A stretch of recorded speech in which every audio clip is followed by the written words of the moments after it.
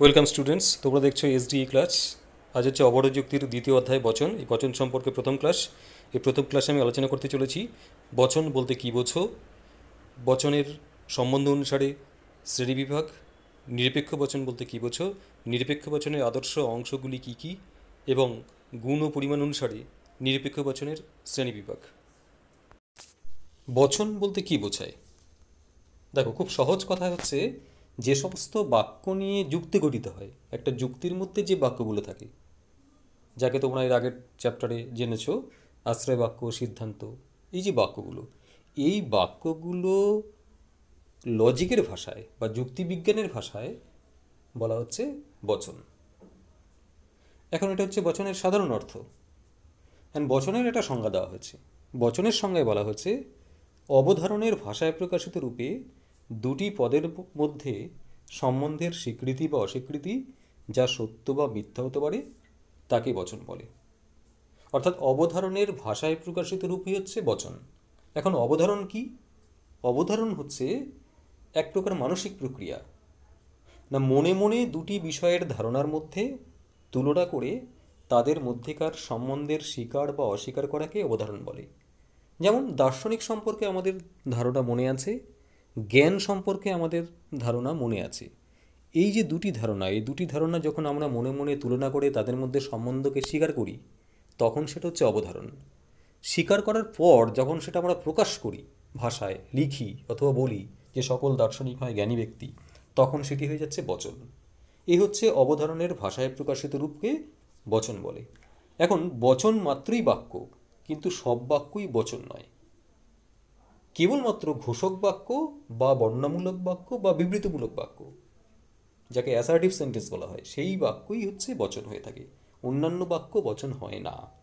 এই হচ্ছে বাক্যের সঙ্গে বচনের পার্থক্য। অর্থাৎ বচন হলো যুক্তির অংশ। বচনের ধর্ম হলো সত্য হওয়া অথবা মিথ্যা হওয়া। এরপর হচ্ছে বচনের শ্রেণীবিভাগ। না, বচনের ক্ষেত্রে যেহেতু দুটি পদের মধ্যে সম্বন্ধের স্বীকৃতি বা অস্বীকৃতিকে প্রকাশ করা হয়, তাই সম্বন্ধ অনুসারে বচনকে দুটি ভাগে ভাগ করা হয়ে থাকে। দুই প্রকার: নিরপেক্ষ বচন এবং সাপেক্ষ বচন। দেখো, এই চ্যাপ্টারে আমরা নিরপেক্ষ বচন সম্পর্কে পড়ব। সাপেক্ষ বচন সম্পর্কে আমরা পড়ব 6th চ্যাপ্টার, 6ষ্ঠ অধ্যায়ে। তাহলে প্রথমে হচ্ছে নিরপেক্ষ বচন। কাকে বলে নিরপেক্ষ বচন? না, যে বচনের উদ্দেশ্য ও বিধেয় পদের মধ্যে সম্বন্ধ শর্তের উপর নির্ভরশীল নয়। কোনো প্রকার শর্ত নেই, উদ্দেশ্য বিধেয় পদের মধ্যে কোনো রকম শর্ত থাকবে না, তাকে নিরপেক্ষ বা অনপেক্ষ বচন বলে। যেমন সকল দার্শনিক হয় জ্ঞানী ব্যক্তি, এখানে উদ্দেশ্যপদ দার্শনিক, জ্ঞানী ব্যক্তি হচ্ছে বিধেয় পদ। এই দুটি বিষয়ের মধ্যে কোনো শর্ত নেই, নিঃশর্তে দার্শনিক সম্পর্কে জ্ঞানী ব্যক্তিকে স্বীকার করা হচ্ছে, কাজে এটি একটি নিরপেক্ষ বচন। নেক্সট হচ্ছে নিরপেক্ষ বচনের অংশ।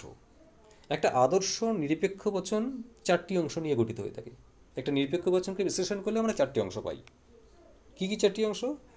প্রথম হচ্ছে 1 নম্বর পরিমাণক, 2 নম্বর হচ্ছে উদ্দেশ্যপদ, তারপরে থাকে সংযোজক, তারপরে থাকে বিধেয় পদ।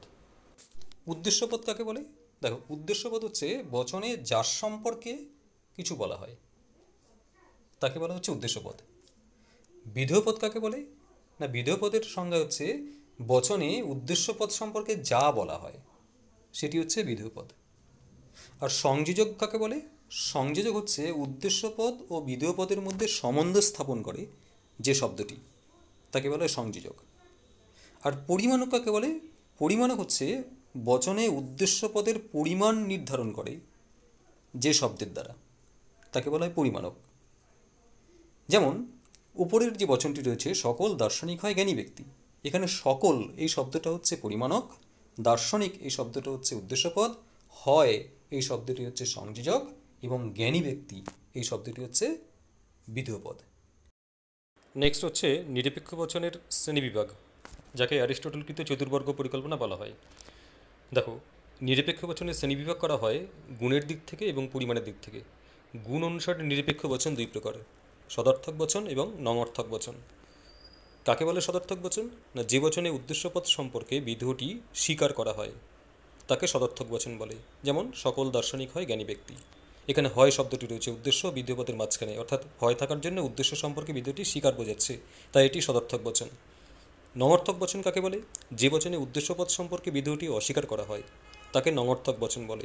যেমন কোনো বৃত্ত নয় ত্রিভুজ, এখানে উদ্দেশ্যপদ বৃত্ত, বিধেয়পদ ত্রিভুজ, এ দুটির মাঝখানে সংযোজক নয় রয়েছে, অর্থাৎ নয় মানে অস্বীকার, কাজে এটি নঙর্থক বচন। অন্যদিকে পরিমাণ অনুসারেও নিরপেক্ষ বচন দুই প্রকার, এক সামান্য বচন, দুই বিশেষ বচন। কাকে বলে সামান্য বচন? যে বচনে উদ্দেশ্য পদের সমগ্র অংশ সম্পর্কে বিধেয়টি স্বীকার বা অস্বীকার করা হয় তাকে সামান্য বচন বলে। যেমন সকল দার্শনিক হয় জ্ঞানী ব্যক্তি, এখানে সকল দার্শনিক, তাই এটি হচ্ছে সামান্য বচন। বিশেষ বচন কাকে বলে? যে বচনে উদ্দেশ্য পদের আংশিক অংশ সম্পর্কে বিধেয়টি স্বীকার বা অস্বীকার করা হয় তাকে বিশেষ বচন বলে। যেমন কোনো কোনো মানুষ হয় সৎ, এখানে কোনো কোনো মানুষ অর্থাৎ উদ্দেশ্য পদের আংশিক অংশ বোঝাচ্ছে, তাই এটি বিশেষ বচন।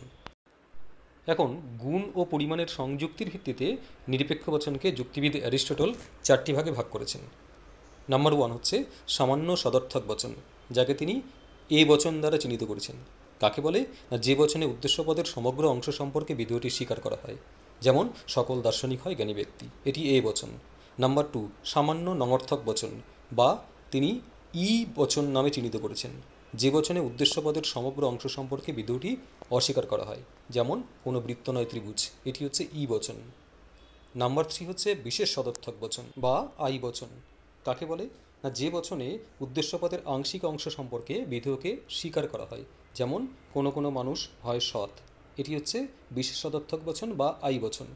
এবং নাম্বার 4 হচ্ছে বিশেষ নঙর্থক বচন বা ও বচন, যে বচনে উদ্দেশ্য পদের আংশিক অংশ সম্পর্কে বিধেয়টি অস্বীকার করা হয় তাকে বলা হয় বিশেষ নঙর্থক বচন বা ও বচন, যেমন কোনো কোনো মানুষ নয় সৎ। আজকে এই পর্যন্তই, ভালো থাকবে সবাই।